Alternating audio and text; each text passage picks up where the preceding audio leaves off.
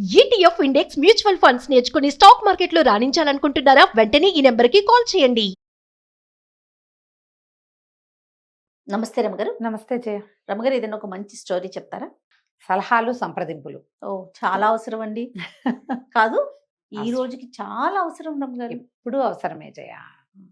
ఎప్పుడు ఇదివరకు రోజుల్లో ఇట్లా నేను పలానా వాళ్ళు సలహా తీసుకున్నాను, వాళ్ళని సంప్రదించాను, లేకపోతే టైం తీసుకున్నాను, అపాయింట్మెంట్ తీసుకున్నాను, ఇవి వినేవాళ్ళం కాదు కదా రమగారు. కాదంటే జయ, మనకి మీ నాన్నగారు వాళ్ళు ఎంతమందో చెప్పు. 14 మంది రమగారు. కదా, మీ అమ్మ వాళ్ళు 6 రమగారు. ఇప్పుడు వాళ్ళు 6, వీళ్ళు 14. వీళ్ళకి సలహా సంప్రదింపు, మంచి మాట, తిట్లు, చివాట్లు, విసిరాట్లు వాళ్ళకేముంది కదా మా సమాజం. మేము 10 మంది ఉన్నామా, 9 మందే మేము చెప్పు. అవును. మా అమ్మా నాన్న ఒక్కొక్కళ్ళే ఉన్నారు, అందుకని మేము ఇంతమంది ఉన్నాం అనుకో.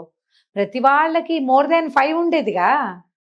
అక్కడే సరిపోయేదంటారు. మరి ఇప్పుడు ఇందులో మనకి చూడు, మనమే ఇంతమంది ఉన్నావా, మన నాన్నలు వాళ్ళు 1 డజను, మన తాతలు వాళ్ళు 1 డజను. ఇప్పుడు పెద్ద చింతాతలు, మన తాతల్లో ఒక ఆయన చాలా తెలివిగల అపరచాణిక్య తాత ఒకడు ఉంటాడు. వాళ్ళందరికీ సమాధానం ఆ తాత. ఎవరికైనా ఏదైనా డౌట్ వచ్చింది ఆ తాత చెప్తాడు. తాతని చింతాతని సలహా అడగాలి. చిన్నమ్మమ్మ మంచి పిల్ల, ఆడపిల్లలకి బాగా చెప్తుంది. చిన్నమ్మమ్మకి బాగా కుట్లు అల్లికలు ఏమిటో వచ్చు. సంటి పిల్లల సేవ ఒక ఆవిడకి బ్రహ్మాండంగా వచ్చు. ఆవిడొచ్చి ఈ పిల్లలకి పురుడు పోయటానికి దగ్గరకు వచ్చి ఉండేవాళ్ళు. ఎట్లా మన సమాజాలు ఎంత పెద్ద విజయ. చాలా పెద్ద. మనకి ఇప్పుడు సమాజపు లోట్లో ఉన్నాం మనం. మనకి ప్రపంచం పెద్దది, వ్యక్తిగత సమాజాలు చాలా చిన్నవి. ఫ్యామిలీ సమాజం ఏమనాలి దాన్ని, అంతేగా. అంతే. ఫ్యామిలీ సొసైటీ అతి చిన్నది మనది. అందుకని మనకి సలహాలు సంప్రదింపులు నాలాంటి పెద్దక్కయ్యలు కావాలి. అప్పుడు అక్కర్లా, అవసరం లేదు. పైగా పల్లెటూళ్ళల్లో ఉంటే ఒక 10 ఇళ్ల వాళ్ళు స్నేహంగా ఉండటం.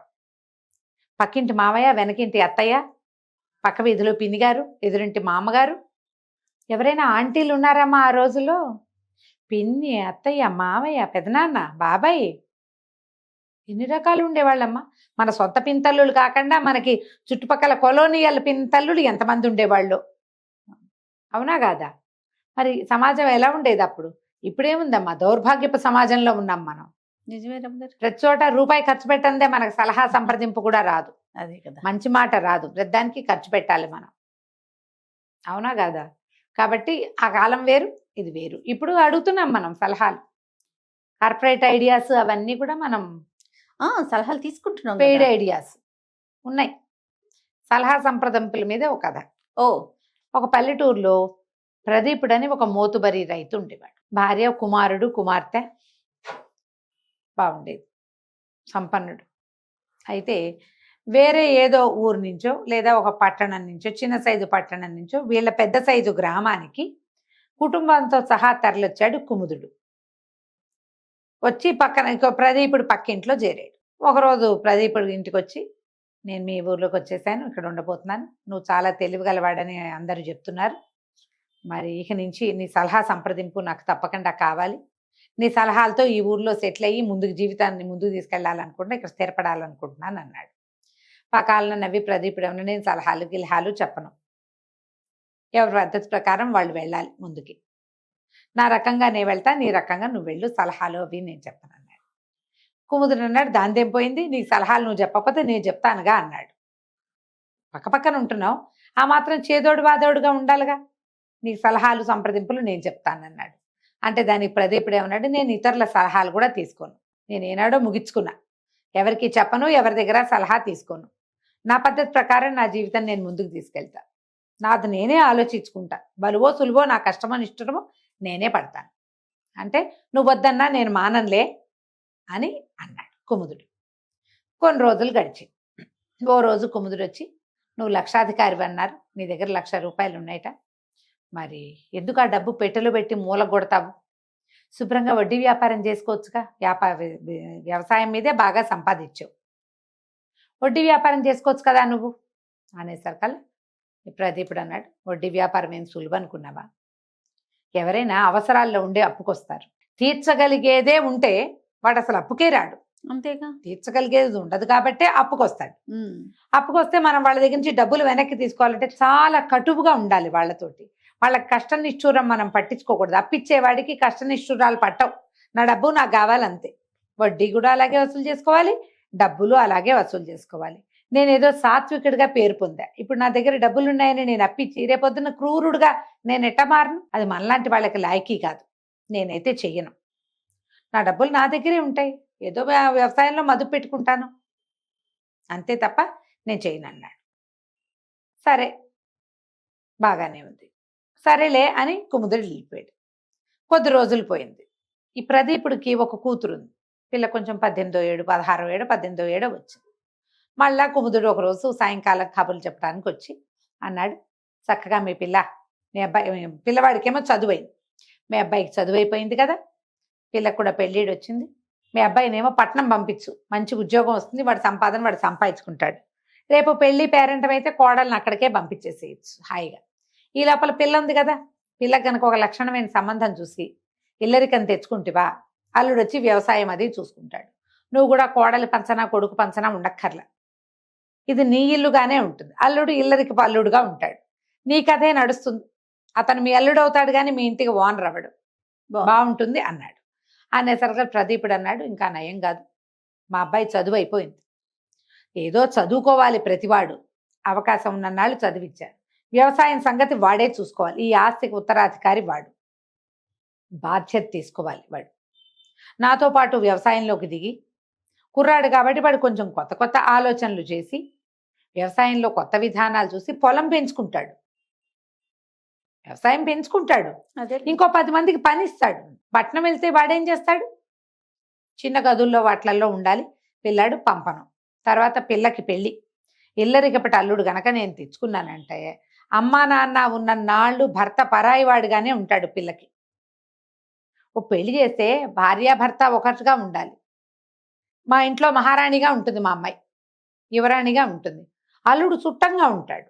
వాళ్ళిద్దరికీ భార్యాభర్తల బంధం ఎట్లా పొసుగుతుంది? పొసగదు.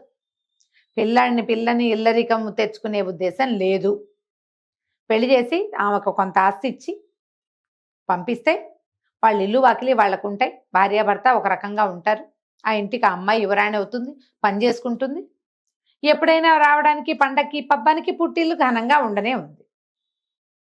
2 ప్లేసులు ఉంటాయిగా పిల్లకి అన్నాడు.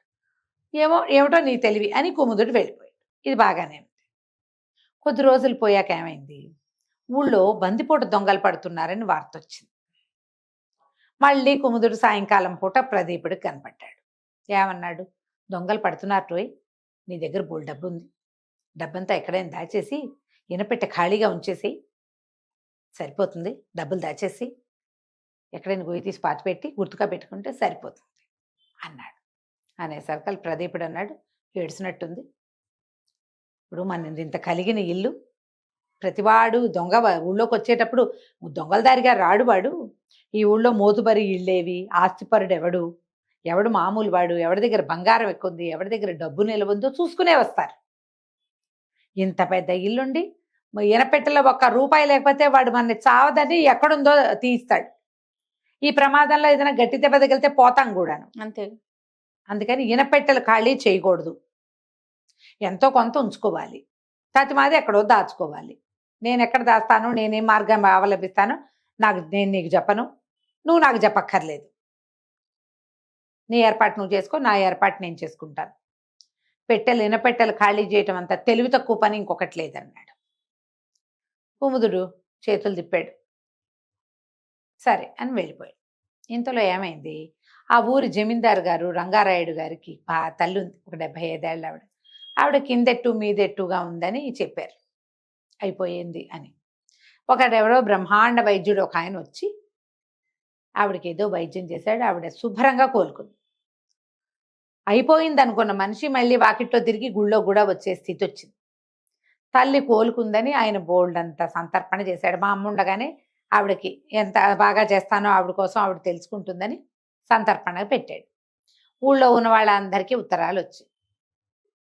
వస్తే కుముదుడు వచ్చి ఏం చెప్పాడు, ప్రదీపుడికి జమీందారు గారు కేకేశాడు కదా, పొట్టిగా చిన్న బళ్ళ మీద వెళ్తే ఏం బాగుంటుంది, శుభ్రంగా ఒక గుర్రబండి చేయొచ్చు, ఘనంగా ఉంటుంది, మనం గుర్రబండిలో వెళ్ళొచ్చు కుటుంబంతో పాటు.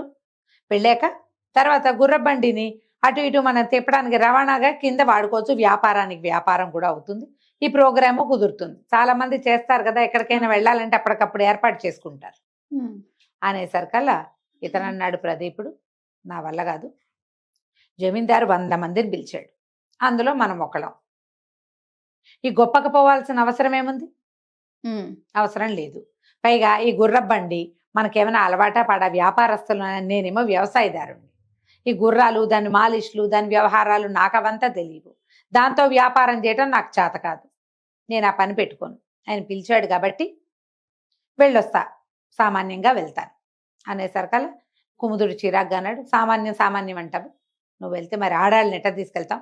మన దారిన మనం వెళ్ళాలంటే మీ ఇంట్లో ఆడవాళ్ళని తీసుకొస్తామేమో, నేను కూడా మా వాళ్ళని తెద్దామనుకున్నాను, నువ్వు మరి ఇట్లా అయితే ఎట్లా అన్నాడు. అనేసరికల్లా నేను అసలు మా ఆడవాళ్ళనే తీసుకురాను, మా పిల్లని అక్కడ నలుగురిలో చూపించే ఉద్దేశం లేదు నాకు, నేను ఒక్కడనే వెళ్తా సింపుల్గా, ఏదో జమీందార్ గారింట్లో ఇవ్వటానికి ఏదో బహుమతి తీసుకుని వెళ్ళొస్తాను అనగానే కుముదుడు విసుక్కున్నాడు, నువ్వు మీ ఆవిడ్ని పిల్లల్ని తేపోతే నేను కూడా తేలేను, మా వాళ్ళని కూడా తీసుకురాలేను, నువ్వు ఎప్పుడు ఇలాగే అంటావు, మీ ఆవిడ రాకపోతే మా ఆవిడ రాదు, నేను నీతోటే రావాలి, సరే పదన్నాడు.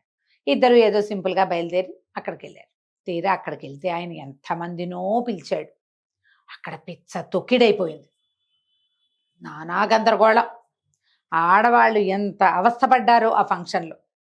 పైగా ఏమైంది, కొంత చిన్న వానబడి చిత్తడిగా అయ్యి అతిథులు రాకపోకకి ఇబ్బంది అయ్యి, ఈ వచ్చిన వాళ్ళ అతిథులు ఉన్నారే వాళ్ళ బళ్ళని కూడా వాడేశాడు జమీందారు. వీళ్ళు గనక ఒక బండి పెట్టుకుంటే ఆ బండిని ఆయనే వాడుకునేవాడు కదా, అంతేగా, ఆడవాళ్ళని తెస్తే ఆడవాళ్ళు ఇబ్బంది పడేవాళ్ళు కదా. వీళ్ళిద్దరు అమ్మయ్య బతుకు జీవిడా మనమే వచ్చామని చెప్పి ఆ తెచ్చిన బహుమతి ఏదో ఇచ్చి ఓ ముద్ద భోజనం చేసి, అక్కడ చేసిన అతిథి మర్యాదల కంటే అతిథుల్ని రాజుగారు వాడేసింది, వీళ్ళు ఇచ్చిన గిఫ్ట్లు అవే ఎక్కువైనాయి. ఇప్పుడు వీళ్ళు గిఫ్ట్లు మర్యాదకి తీసుకెళ్తారు, ఆయన జమీందార్ గారు ఎంత చక్కటి భోజనం పెట్టి ఎంత చక్కటి విశ్రాంతినిచ్చి ఎంత బాగా చేయాలి, ఆ బాగా ఏం లేదు, అదేమో సున్నా, వీళ్ళు ఇవ్వడం ఎక్కువైంది. ఓకే, అక్కడి నుంచి బయలుదేరి వెనక్కి వచ్చేసరికి కాదు, ఊళ్ళోకి రాగానే ఊరంతా గల్లంతుగా ఏమిటి, దొంగలు పడ్డారు ఊళ్ళో. అయ్యో, కుముదుడు పక్కింట్లో ఇనపెట్ట ఖాళీగా ఉండేసరికి వాళ్ళని చావచిత కొట్టారు. కుముదుడి ఇంట్లో కూడా దొంగలు వచ్చారు. ఇనపెట్టలో 10,000 క్యాష్, 2 తులాల బంగారం దొరికింది.